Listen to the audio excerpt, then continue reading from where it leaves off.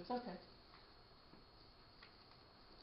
And this is great that we have so many sophomores and freshmen here. The earlier you start planning, the more options you'll have, right? And that's what this is about. Education gives you more options for careers when you get out. And the average student now, they say, will be working in 2 or 3 different careers throughout their lifetime. That's not jobs within the same field, but it's 2 or 3 different careers, completely different careers. And so what they call it now is learning a living, right? Preparing and being able to adapt to whatever comes to us. And so an education gives you options in the long run.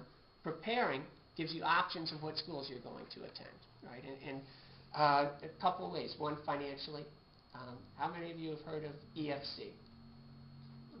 EFC stands for Expected Family Contribution. And when you talk about need-based financial aid, that's the amount of money that the schools and or the government are going to expect you to pay each year that the student is in college.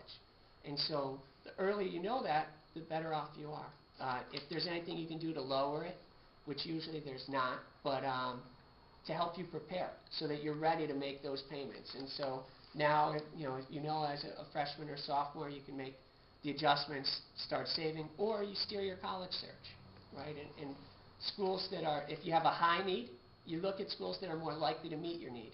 If you have no need as defined by the formulas, then you look for schools where the student might be eligible for merit scholarships, or look at the state schools. Again, I think it's important to have a financial safety as well as an admission safety, if there is such a thing nowadays as a financial safety, right? A school that you know you could pay for. And the most important thing I think about a safety, whether it's admissions or financial, is that the student can get in there with a financial, you could pay for it, but they would be happy if they had to go there. And to me, that's the first school that you have to get, is the safety. Then after that, you go for all the other schools, because the reaches really are the same, for everyone. Those, that top tier of 100 schools really are a reach for anyone. So, the other reason that starting earlier gives you more options is that colleges are looking for what they call a depth of involvement rather than a breadth of involvement. What does that mean? They would rather see you very involved in 1 or 2 things than doing a different thing every month that you're in college, and so you have 40 things on your resume, but you really didn't get involved in anything, right? And so they would like to see you, in your freshman year, you try out a bunch of things to see what you like, and then you start narrowing it down and stick with those things. Especially Ivy League schools, they like to say they're educating the future leaders of the world. Well, they're not making people into leaders. They're finding people who showed leadership in high school, and those are the people that they accept, right? And so as you get up in your junior or senior year, taking leadership roles within those activities. And so a depth of involvement, maybe if band is the student's thing, maybe their community service is focused around that, playing an instrument at a nursing home, band camp over the summer, teaching lessons. Again, they like to see you very involved in a few things, or they'd rather see you very involved in a few things than doing a bunch of different things. They want a well-rounded class and not necessarily well-rounded students. So what does that mean? They're looking for what they call angular kids, a reason. What's your hook, or what's the reason to accept you? They want to bring in all different people and then put them together.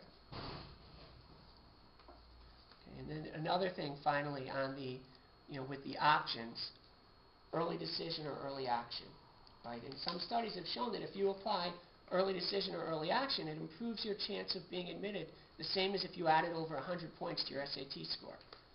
Early decision is a binding contract.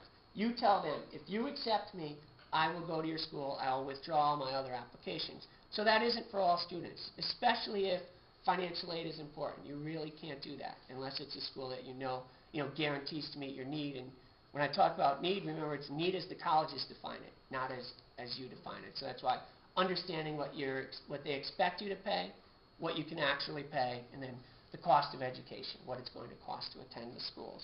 Jim, yes?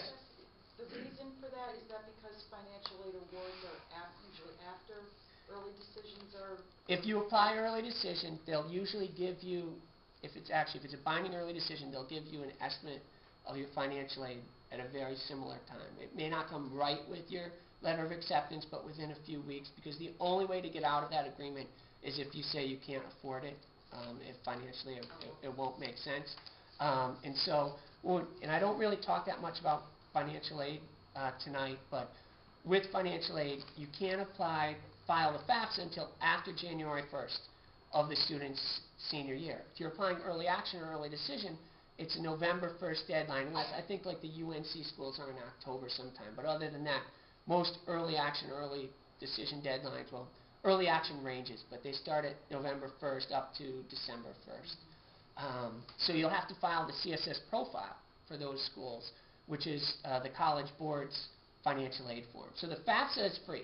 Free application for federal student aid. It's fafsa.ed.gov. The profile you pay. It's from the College Board, so you pay $18 per school, and it's only certain schools that require the profile. But if it's a binding early decision, usually you would have to file the profile. And one thing that's important to know is financial aid and admissions are separate processes. You don't wait to see if you're accepted to file for financial aid. You actually file almost concurrently, okay? And, you know, the early bird gets the worm there. You know, one dean of admissions explained it like, you know, financial aid's a pot of soup. First couple of ladles are going to be full, but if you're applying at the end and I don't have any money left to give out, you're not going to get anything. So making sure you meet all the priority deadlines, and I'll talk a little bit about priority deadlines later. But so because of that, you know, early decision may not be for everybody. If they offer early action, you should always do that, right? An early decision, what it does is it helps schools in enrollment management, because every student they accept early, that's 3 more they can reject if they apply regular. So one, it guarantees that a student's coming so they don't have to worry about an over-matriculation situation. Like a number of colleges several years ago, they had more students decide to go than they anticipated. So they're putting them up in hotels or and other things. At NYU, a number of years ago, what they did is, because they had so many people accept their offer of admission, if you didn't postmark it by May 1st, they rescinded your offer of admission because that was the postmark deadline, and they had already had a higher yield than they could handle. So early decision helps them to handle that because they know those students, right? They know you're coming if you apply early decision. But early action is something definitely, if a school offers it, and you don't get to choose, right? You can't say, well, I want to apply early action here, early decision here. It depends on if the school offers the program. Okay? And another thing is, a lot of the merit scholarships are given out of the early pool. And we'll go into that a little later on, but a lot of schools you'll only be eligible for the merit scholarships if you apply early action or by an earlier deadline.